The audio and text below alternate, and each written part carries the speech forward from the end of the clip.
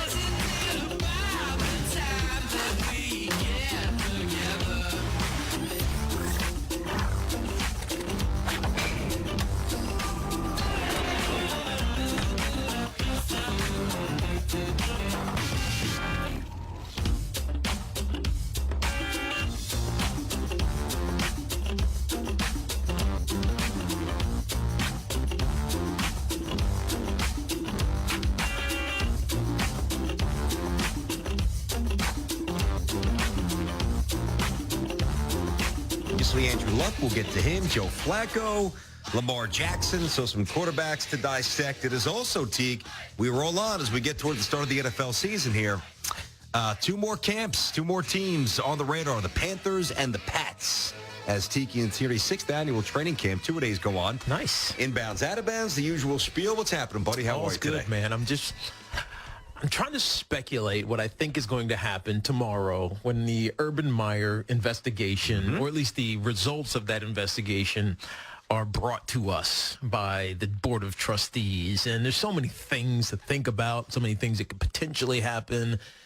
Also, whether or not we think the wool is being pulled over our eyes, which possibly could be the case since they're not going to write any of this out and not release it to the media per se. They're just going to verbally recount their findings, which leaves the door ajar for us to then speculate. And I just don't think that in 2018, an investigation like this can be presented without all of the details of the investigation, without us saying, okay, great, this may have been what you concluded, but I don't know if I believe it. That's what's going to happen, right? They're leaving the door open for this conversation to continue, even though they have a chance to shut it and slam it shut and say, this is it, we're moving forward.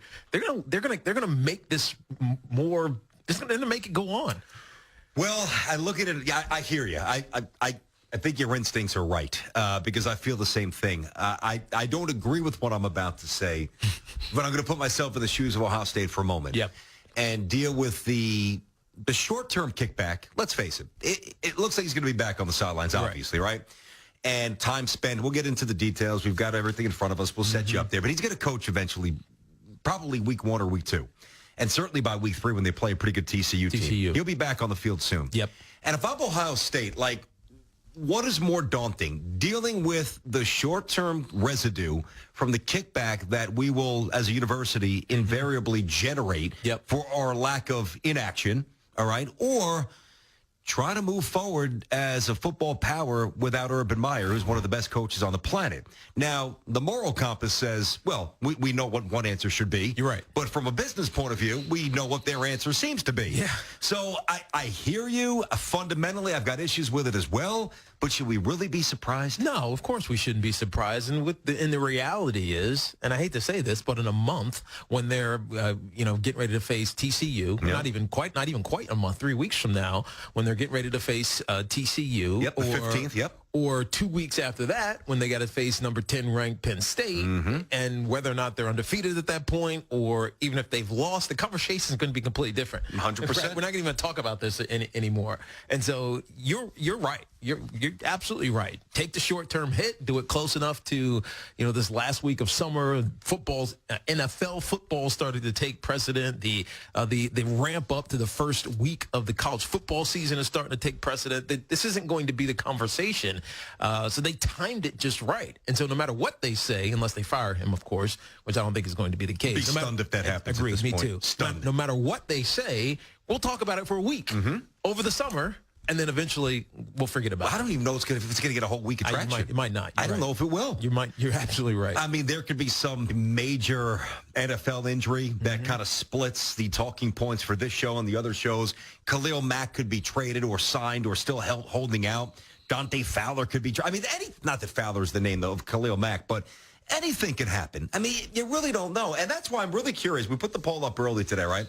So the poll, just go on Tiki and Tierney, give it a shot. I'm going to read it for you. Ohio State's concluded its investigation into Urban Meyer's handling of domestic violence allegations against one of his former coaches, and it's beginning to look as if Meyer will eventually be on the Buckeyes sideline once again. Pretty straightforward. In your opinion, this is the right move, the wrong move, still undecided. Just put this up. Just put it up. Just about 100 votes. 49% of you saying it's the wrong move. That's the way that I'm leaning as well, for sure. Yeah, of course I'm leaning that way. Of course. Because nothing that I've read or heard since you and I took the very aggressive, but what we thought and still believe was the right, at least for our opinions. I haven't changed my opinion on this. No, neither have I. And I didn't think he'd be back. No, I didn't either. But, the way that it's played out, the way that's being presented, it feels like I'm getting ready to be duped. And someone's going to say, accept what we say because we did an independent investigation, and it is what it is. We came to our own conclusion. Deal with it. That's what I feel like is going to happen. Well, I love the word dupe. You're only, and I had to do a bunch of things in the city, so I was walking around Broadway, and, you see these guys that, hey, come on, win $5, figure out which circle the peanuts under. Pick a card. I mean, the word dupe to me, if you're a tourist and you walk out of the subway and somebody says, hey, I got a Rolex for you, man, and you actually give somebody $40 for a piece of junk, you just got duped. Yes. We're not getting duped because we're telling America that we don't think that Urban Meyer should be coaching. I agree So with we're not duped. Well, I mean, duped implies that you are misled and fooled and a sucker. Well, they're going to try to dupe people then and convince us that Urban Meyer did nothing wrong. Now, there's so many other allegations. There's many ways to think about this, and there's three things that people are pointing out could happen. One, he gets fired. Two, he gets nothing, which basically is time served, as BT mentioned earlier, or he gets a suspension, no matter whatever relevance we think that is, whether it's one game or 2 games, as long as he's back by week 3.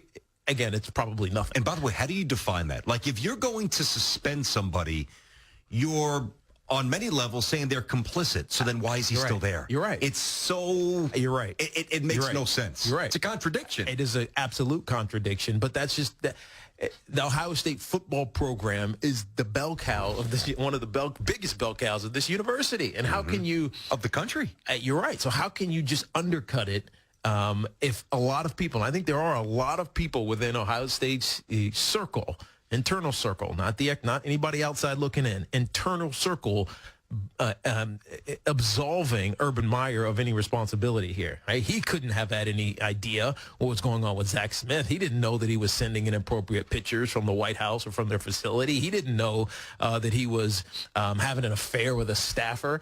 Which is mind-boggling that exists in Ohio State. He didn't know that he was beating Courtney Smith, even though Courtney Smith will tell you, time over time that everybody knew. He didn't know that he had a DUI, which is amazing that he had a DUI in 2013 and nobody apparently knew about this. It makes no sense, right? To try to make us believe that he knew nothing of that, it makes me think that they think we're dumb. And that's why I say do. Or they don't care. Or they don't care. They don't care. You're right. We keep framing it that they're trying to, dupe us and take us for fools. Maybe they just truly don't care. Maybe they don't react. That's more likely it. It's got to be it. You're right. Like, maybe they're just at a point, and maybe Michigan State went through this with Izzo when they were in the middle of that. I remember watching the post-game, forget what game it was, but the first game that he coached after the incident, I watched the presser on Facebook. Yes. I was so intrigued. And there wasn't a question about the game. No, I mean, anytime they came, about the game, everything, exactly. He always tried to divert it back to the game, but of course the reporters did a pretty good job and circled back to the real issue. Now if that happens to a coach at, middling school, at middling conference, that guy's out. You're right. I mean, that guy is out. Ohio State football, Michigan State basketball, and I'm not attaching the same exact value in terms of indiscretion or degree of culpability for Izzo and Urban Meyer here. I think that would be unfair to attach it. They're different, although they're both alarming for sure. But Tom Izzo he runs Michigan State more than the football coach still does, Yes. and Urban Meyer runs Ohio State. So we shouldn't be foolish. We shouldn't be surprised. I guess we have to take this on the chin and, just kind of absorb a blow that I think deep down, even though our instincts were pointing us in a different direction, if we dug deeper, our real instincts would have said, nah, it's too much money at stake here. He's staying put. Yeah, I agreed. I can't see it happen. I can't see them going forward without, especially not at the beginning of the season. If this was something that had happened at the end of a season, it would be a little bit different. Just like when they got rid of Tressel, it happened when it wasn't 2 weeks before the start of the football season. So you have a chance to recalibrate and craft your story differently, whatever it may be. This is crisis management PR. You know what I mean? And so in a way, you give them credit for how they're handling it because, again, they're going to make a decision. It's likely to be a suspension or something benign, and they'll be able to move forward because we've seen this in so many different sports, on so many different scandals.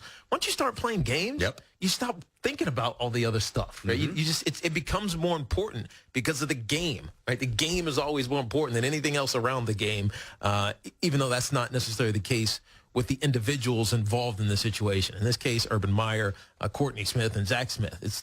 That's their personal stuff is more important than the game. But for all of us, the game will be more important. That's true. Okay, 855-212-4227. So Ohio State setting for the meeting, sets the meeting for Wednesday. That's going to decide Urban Meyer's ultimate fate. We'll give you a chance to jump in on that. From a football point of view, right? I mean, and eventually you have to get around to this because we are a sports show.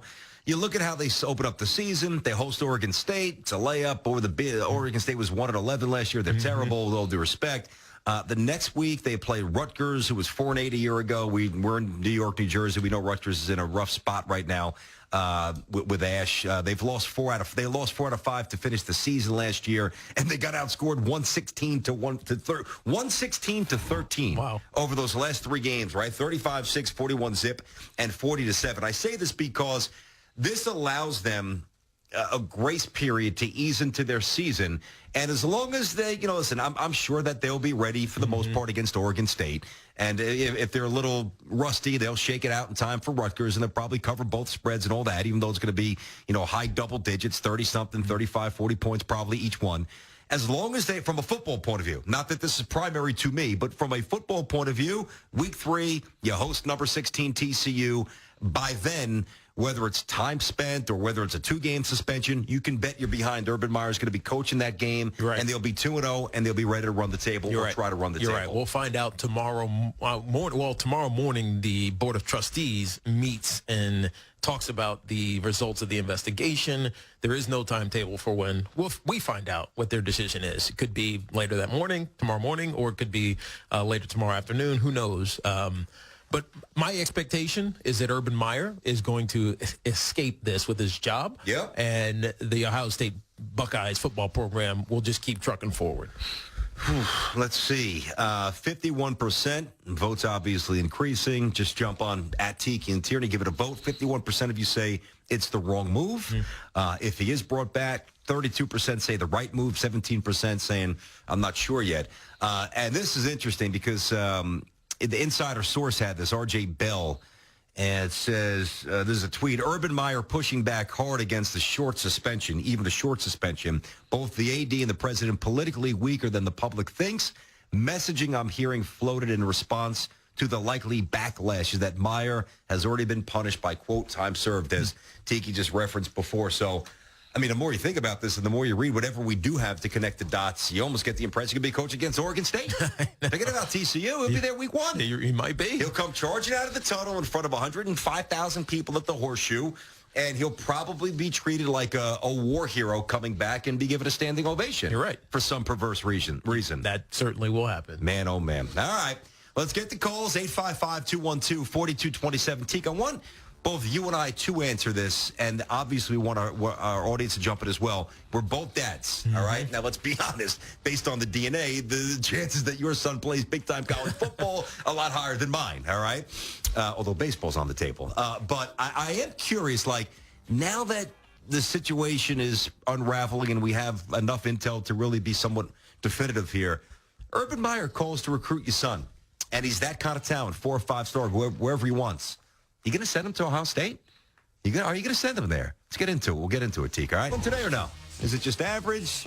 How would you rate the inbounds, out of bounds? I'm actually very proud of this one. You are? Ooh. Yeah, I like it. I think there's a lot of disagreements that you guys are going to have. I think there's a lot of things on the fence right here. A lot of interesting conversations. Let's see. What is on the old inbounds, out of bounds menu, Teak? A little Teddy Bridgewater. Let's see. A little something on Mike Zimmer. A little something on fandom. Being sold on eBay. The Nationals. That's a good one, actually. That is a good one. Okay, it looks pretty good. Looks pretty good, Santa. We'll get to it. 855-212-4227. So we've got that. Tink, how would you handle the and there's a chance you're going to really go through this as a dad with at least one son who is going to have a lot of offers. Yeah. So character's obviously imperative, success, academic background, diversity on campus, all the things you want. Yeah. How do you handle a coach with a shady past, independent of Meyer for a moment? Yeah. But how do you handle that? Well, first of all, my kids have no choice but to go to the University of Virginia. Is that true? They better get, no, of course come not. on. They better get their grades up. That's the point. Yeah. But seriously, I think there's a couple of reasons why, and I'll use Urban Meyer as an example, why if my sons, either one of them, were recruited heavily by him, and let's say he survives this, which we obviously think is going to happen, and my kid's dream is to play in the NFL, and I actually believe, and he believes that he can make it, of course you would send him to Ohio State, because this isn't about Urban Meyer's coaching ability. There's nothing to do with him. It's not. He's one of the best. It's not exactly. He's not mistreating kids.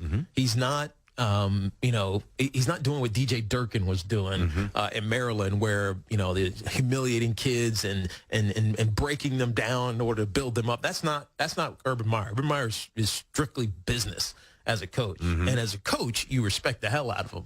So if he survived this, and 3 years from now, he or someone in the staff is reaching out, and my son actually really wants to go there, and he believes that that's his next best step to the National Football League, of course I would send them there. The issue, and this is why this comes up, and people want to throw these off-field issues back onto Urban Meyer, is because it's his job to know what's going on inside his program. Like, I don't have a problem with Urban Meyer as a coach. I have a problem with Urban Meyer not policing his staff and not being aware of his staff. When I think about all these things that just keep coming up over and over and over and over again, the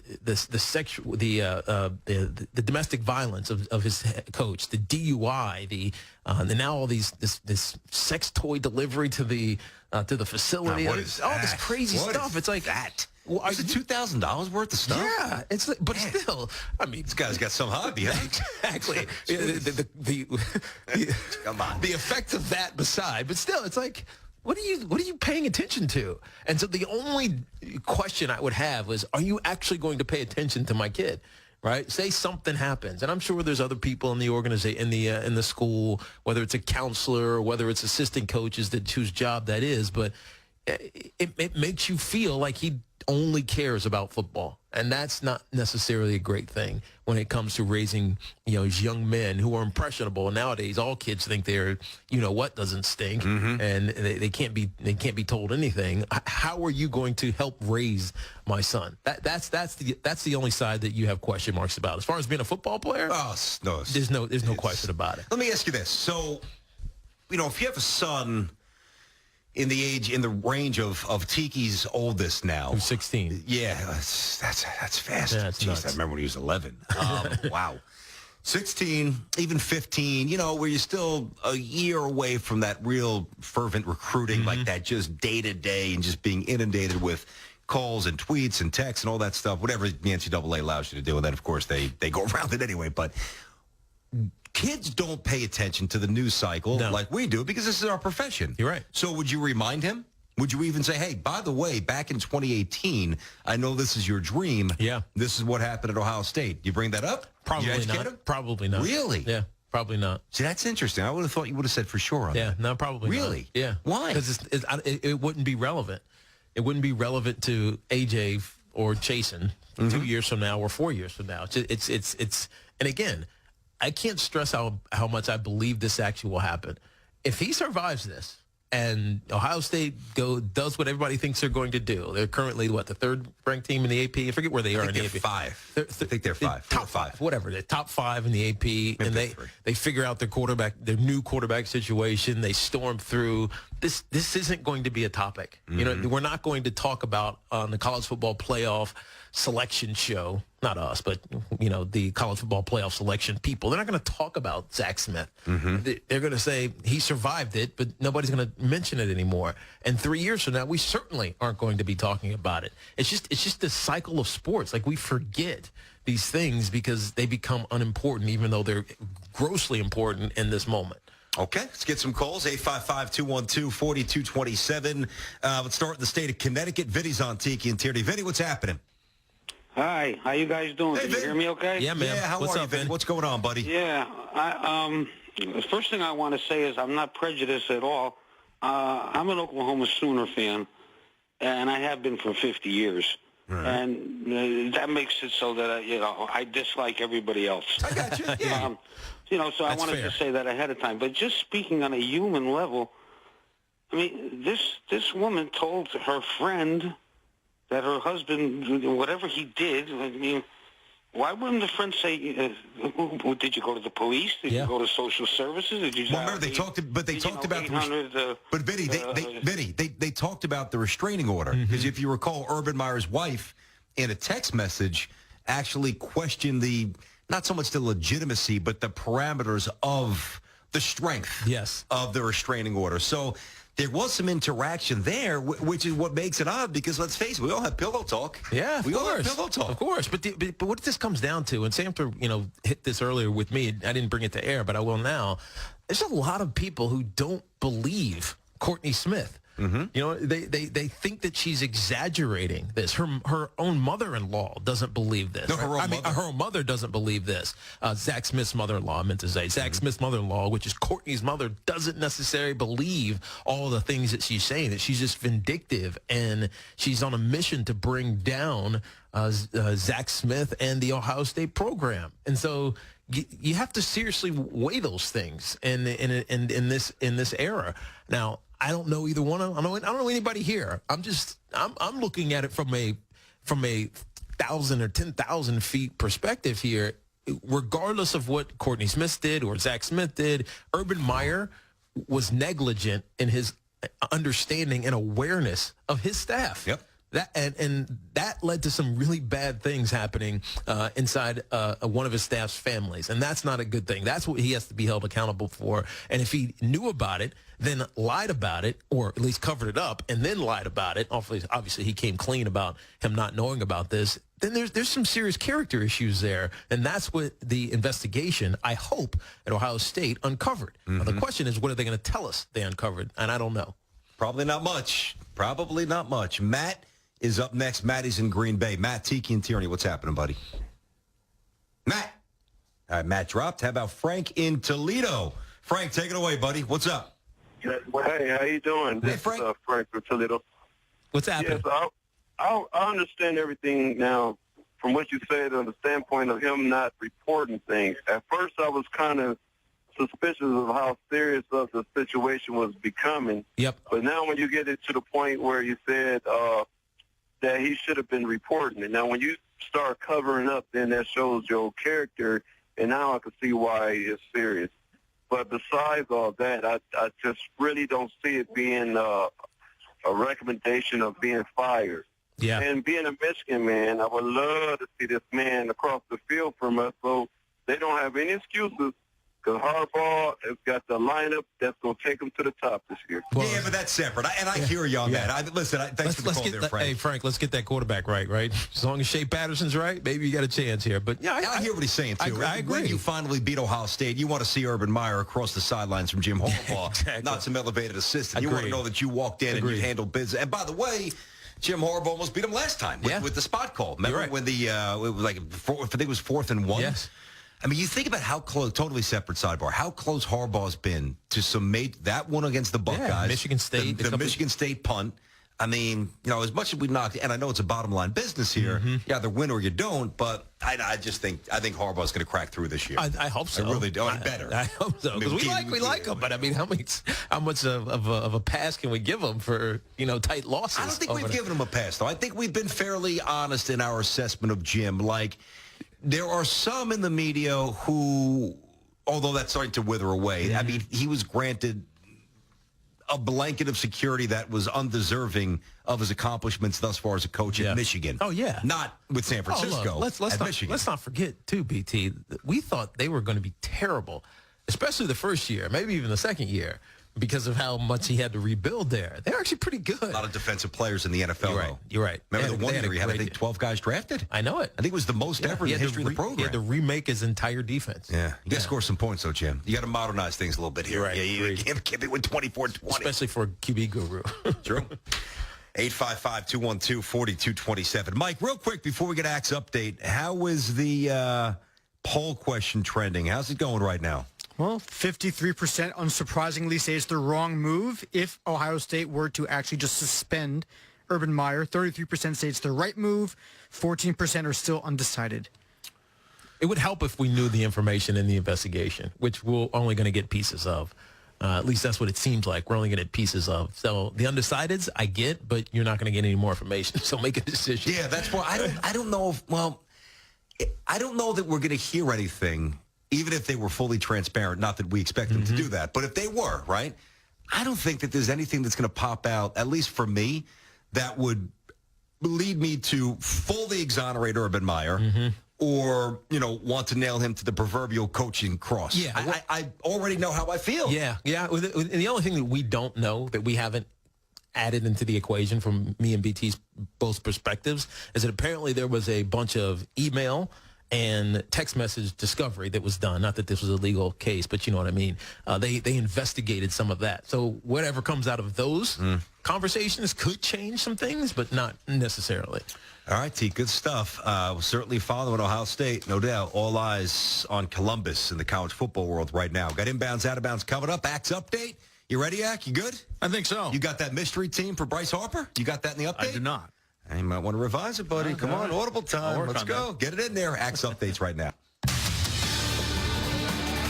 CBS Sports Flash. All right, guys, a couple of NL Central teams are taking advantage of the Nationals' disappointing season. The Cubs have acquired Daniel Murphy from Washington, while the Cards have picked up Matt Adams, who began his career in St. Louis. Bryce Harper staying in Washington after waivers expired. I do not have that mystery team. The Dodgers. There you go. The Dodgers. But nothing. And how many guys do they need? I mean, come on. You always You try have to enough load weapons? up. Hey, how about the Cubs? The rich get richer. The Astros are the third best team in baseball. The only problem is their 75 wins ties them with the A's for the lead in the American League West. 1+ for the defending champs. MVP Jose Altuve returns to the lineup tonight after going on the disabled list for the first time in his career. The Mariners got their all-star second baseman back last week as Robinson Cano has been 9 for 24 since coming back from his PED suspension. He had 2 homers in last night's win. Astros and Mariners continue their series tonight in Seattle, while the A's will host the Rangers. The Braves halted their 4-game skid last night and have a 1-game lead in the NL East over the Phils, who will meet the Nationals in Washington tonight, while the Braves continue their series in Pittsburgh. I'm Rich Acker. No doubt. Sure, we'll get a good guest from there. PJ always takes care of us. The top 125, then they cut it down. There's 3 more events after that. Boston, Medina, I want to say Medina down in, then they go through Atlanta. And they finish it up. And then next year, they actually truncated a bit. We know that they mix things around. They get the Players' Championship in March. So you have the Players, you have the Masters in April, which is obviously signature for us and for the golfing world. And then they move the PGA into May. So it's boom, boom, boom. I think which will be very good for the tour. Keeps the conversation going quicker. Because it feels like there's a lag. Yeah. Feels like there's a lag after the Masters. Well, not only does it get it going earlier, but it also ends it before you get cut off and swallowed up by football. It's true. You know, without that 4th event, now it's going to be 3 next year. Which I think is going to be advantageous. Just as college football starts going, golf basically says, bye-bye. See you. We're not going to try to compete. Right. You're going to smash us with that. Right. So we'll just come back at a time where we can beat somebody. Somebody knows how to make money. It took a while, but they finally adjust. And by the way, it takes, you have to move mountains to rearrange these. They are a couple of years in advance, and courses are plotted because out. they're exactly. Sure. All right, inbounds, out of bounds. You ready, T? Yep, let's go. Here we go.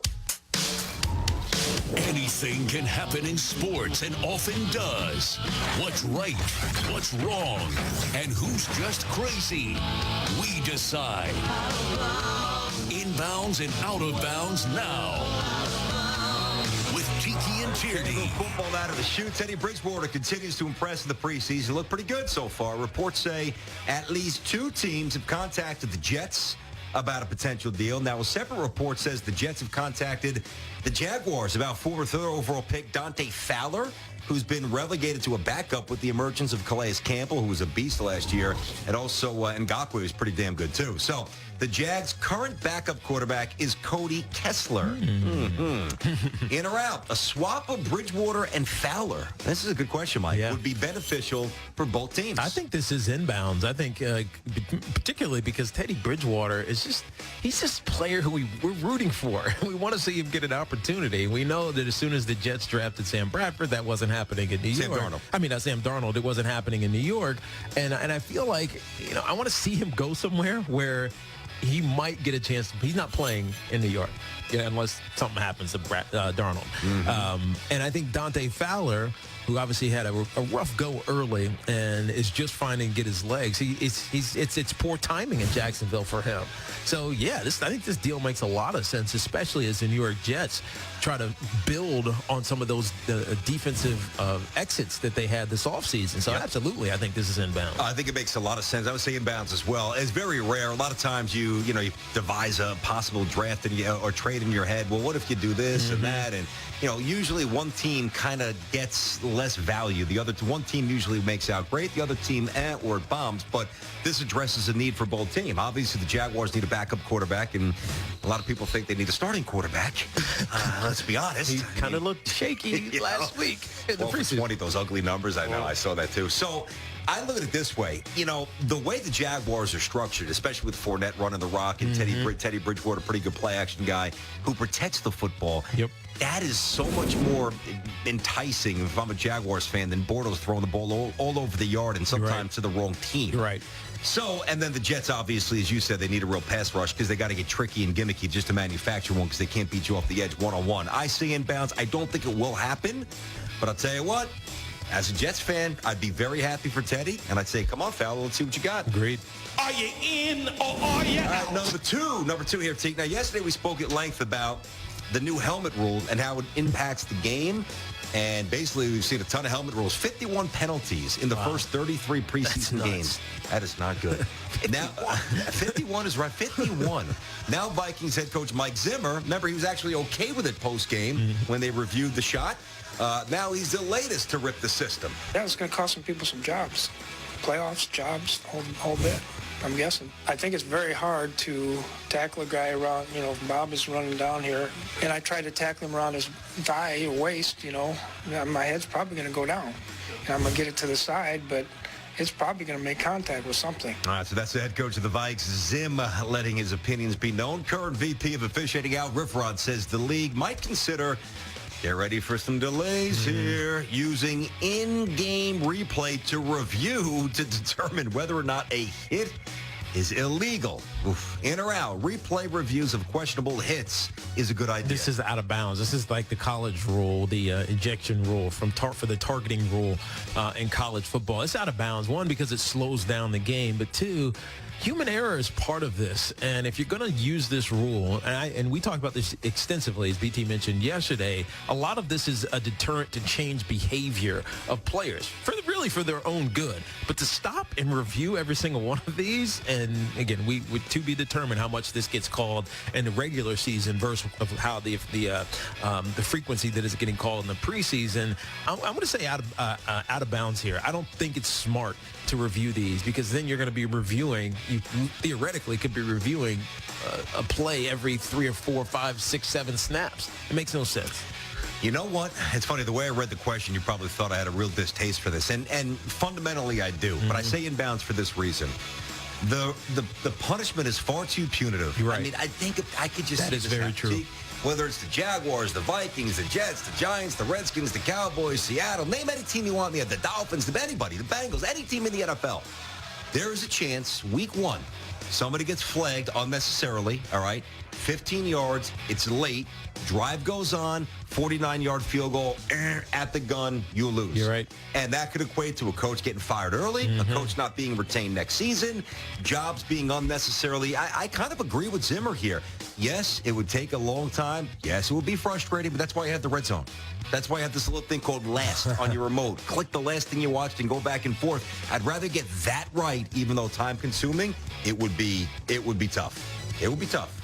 Are you in or are you out? Okay, this is an interesting one. A longtime Knicks fan, he's fed up with the team's struggles. I don't blame him, but I don't certainly agree with this part, but I don't blame him for his fed up nature with the team. He's put his fandom, in quotes, on eBay for $1,973 last time the Knicks won a championship, 1973, Clyde and the boys, all those guys. Great team. The winning bidder can now select the fan's new team, all right?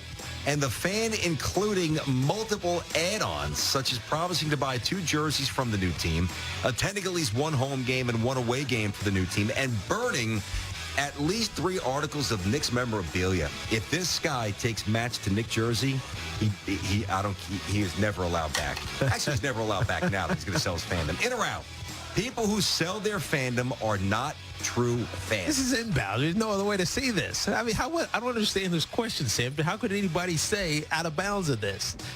I mean, seriously. Well, I guess if they did, and I'm obviously not going to say inbounds on for this. $1,000? I think that they're saying that, like, certain teams are just so pathetic and give you so little reward for your fandom that it's almost worth the exchange because they don't deserve your rooting interest. Yeah, I guess that's kind of what I take from the question. You're so passionate about your team that you want to see them do well, so you're going to leave them. That makes no if someone pays you. No, I mean, I wouldn't. I mean, by the way, $1,900. Maybe it's up to over 3,000, by the way. This was 2 hours ago we wrote this. I mean, that's the starting. If it was $19, it'd be worth have a little fun with it. Contemplating. Yeah, but I mean, inbounds. You're not a true fan. You're not a true fan. Yeah. You're not. You got to think about this. Just in it for the do-re me. In the most simplistic terms here, whether it's mom and dad, or mom or dad, or just mom or just dad. That's mom or dad. You know, the first thing you love, even if you can't verbalize it when you're a little infant, is mom and dad, or whomever's watching you. Of course. Aunt, uncle, whomever, big sister, big brother. Grandma for sure. And once you get past that, you latch on to something in life. You know, usually it's a little binky or a little toy, but then it becomes a little more profound, like Star Wars, you know, like a superhero, the Goonies, sporting team for sure. The Goonies. Your first favorite movie, your first crush, Nicole Eggert. Nah, don't go there. Young Nicole Eggert. Oh, man. Charles in Charge, Nicole. And, of course, Baywatch. You fall in love, especially as a little boy. And I know girls, I'm just talking from my angle. You fall in love with sports. Like, the first thing I ever loved was baseball. Like, loved baseball. The answer, of course, is inbounds. If you sell your fandom, you're not a true fan. And you're not welcome back in the garden. You're not welcome back. Are you in or are you out? Diesel, go Google Nicole Eggert, Charles in Charge. Tell me, then give me a thumbs up or a thumbs down, all right, buddy? Got to educate the younger generation. Santa knows where I'm coming from. Here we go. The Nationals are 3-7 in their last 10 games. This is a great question, too. Dropping them to a game under 500, 7.5 behind the Braves in the NL East, and 6.5 back in the final wildcard spot. Yet Bryce Harper sees the glass half full, saying, quote, I felt like we were always ahead at this time, super far. I think we should be excited where we are, because if we rattle off and do what we need to do, it gets us hot at the right time going into the postseason. Interesting theory. It really is actually pretty interesting. Yeah. Bryce Harper's outlook on the last 6 weeks of the season for the Nats is inbounds or out of bounds. This is out of bounds, man. It doesn't work that way. You can't just get hot at the right. He's trying to find the right, I don't know, motivating tactic for his team. I give him credit for that. I give him credit for wanting to motivate his team or motivate himself or whatever the issue may be. But this is out of bounds. You can't make up a scenario that makes you feel better about how bad you've been underperforming. So out of bounds for me. Come on, Bryce. By the way, I didn't listen to a word you said. I had a whole conversation. I had to talk back, but I think you said out of bounds. Yeah. Talking about Nicole Eggert the whole time. The whole time. All right. You know what's funny? I'm going to say inbounds here, all right? Because it's the only way to view it. What else is he going to do? We're dead. It's been a real disappointing season. You know, I'm not going to resign here. And Danny Murphy's gone, by the way. So I don't know that he'd quite say that if Murphy was, you know, when he said this, Murphy was still a Nat. It sounds like a resignation, if you are. Yeah, true. A surrendering of what's been theirs. Now, at least to his point, right? Last year, they won the division by 20 games. In 2016, they won it by 8. In 2015, the Mets won the NL East. And then in 2014, they won by 17 games. So they the 3 division titles they have in that 4-year span is by an average of about 13.5 games. Yeah. Now, you get stale. Kind of like a team in the ACC. Say if Virginia finishes up, you know, they stumble down the stretch. They lose 3 of 7, which they usually don't. Yeah. You don't enter the NCAAs on the hot. Yeah, basketball. Yeah. No. We're talking basketball at your school. Just clarifying. So I understand. It's an interesting theory, but their season is now over. They're pulling the plug. They're trading people. So it's a nice try by him, but season's over. What a disappointing season for them. Yeah. Man. 97 wins left. D-Cell, thumbs up or thumbs down? Get the camera.